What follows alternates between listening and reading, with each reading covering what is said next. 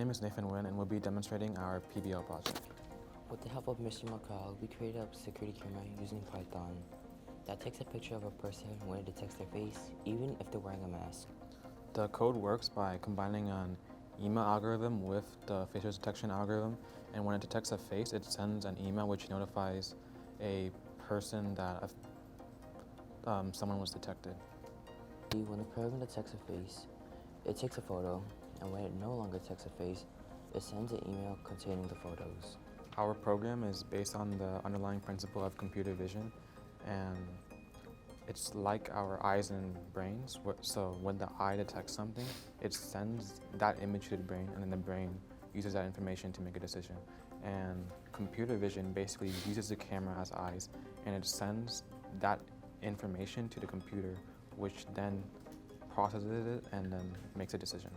We're both new to programming in Python. We ran into many issues at the beginning. When trying to program our project, for example, we had to learn Python while creating our project and ran into errors while emailing the photo to the owner.